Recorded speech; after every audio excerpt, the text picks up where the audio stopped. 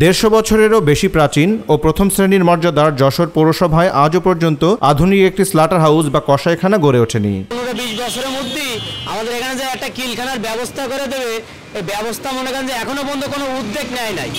আমাদের কোনো কিলখানা নাই, নদীর পাড়ে জবাই দিই, ওই কোনাকাঞ্চিতে জবাই দিই, কিন্তু আমাদের একটা জবাইয়ের জন্য ভালো জায়গার দরকার। তবে বছরখানেক আগে প্রকল্পের মাধ্যমে জেলা প্রাণী সম্পদ অফিস একটি কসাইখানা নির্মাণের উদ্যোগ নিলেও সেটি ভেস্তে গেছে।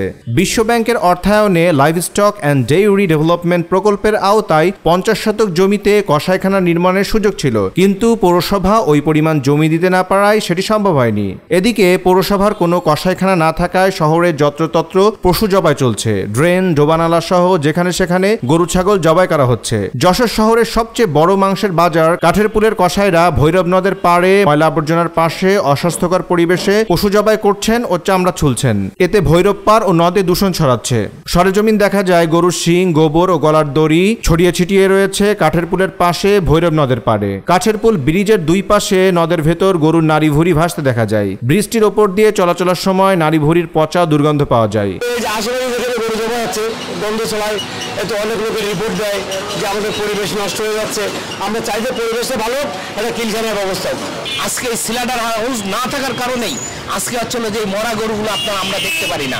আজকে যদি স্লাটার হাউস যদি থাকতো, রাতের অন্ধকারে যে গরুগুলো চুরি হচ্ছে, এগুলো হচ্ছে, সেগুলো বন্ধ হতো। জেলা প্রাণী সম্পদ অফিস সূত্র জানায়, আধুনিক কসাইখানা নির্মাণ সম্ভব হলে শহরের মাংসের দোকানে রোগাক্রান্ত পশু জবাই বন্ধ হতো। পশু জবাই দেওয়ার আগে সংশ্লিষ্ট কর্তৃপক্ষ যাচাই বাছাইয়ের মাধ্যমে দেখতে পারত পশুটি জবাইয়ের উপযুক্ত কিনা। সূত্র মতে কসাইখানা থাকলে জবাইকৃত পশুর বর্জ্যের সুষ্ঠু ব্যবস্থাপনার কারণে পরিবেশে দূষণ ছড়াতো না। নির্বিঘ্নে স্বাস্থ্যসম্মত পরিবেশে মাংস কিনতে পারতেন ভোক্তারা। যত্রযত্র পশু জবাই করার সুযোগ থাকতো না তাহলে। জেলা প্রাণী সম্পদ কর্মকর্তা ডাক্তার রাশেদুল হক জানিয়েছেন, শহরে 50 শতক জমির উপর আধুনিক কসাইখানা নির্মাণ প্রকল্পটি বাস্তবায়ন করার কথা ছিল তাদের, কিন্তু যশোর পৌরসভা জমি দিতে না পারায় প্রকল্পটি বাস্তবায়ন করা যায়নি।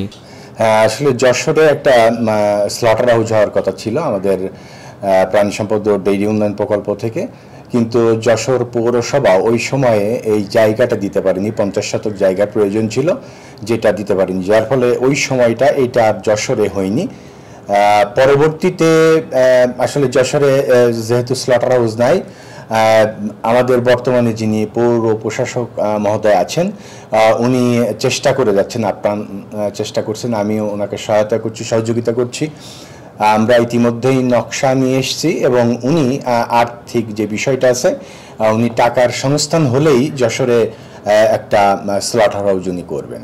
যশোর পৌরসভার নির্বাহী প্রকৌশলী SM শরীফ হাসান বলেন, আমরা ছোট পরিসরে একটা স্লটার হাউস বা কসাইখানা নির্মাণের জন্য জমি নির্ধারণ করেছি।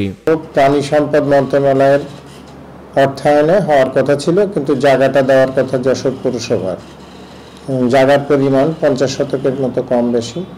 এই পরিমাণ জায়গা আসলে শহরের ভিতরে নাই, বাইরেও পৌরসভার নাই। তৎপক্ষিতে ওনারা এই প্রকল্পটি স্থগিত করেন এবং পরবর্তীতে আমাদের নিজস্ব একটা জায়গা আছে, সেটা হচ্ছে কাঠেরপুল বলে পরিচিত। ওখানে আমাদের একটা পানির পাম্পও আছে। আমরা এখন নিজস্ব অর্থায়নে ওখানে ছোট পরিসরে একটা কসাইখানা করার পরিকল্পনা আছে। SSCM এর তথ্যে ও SI শুভর ভিডিও চিত্রে ডেস্ক রিপোর্ট।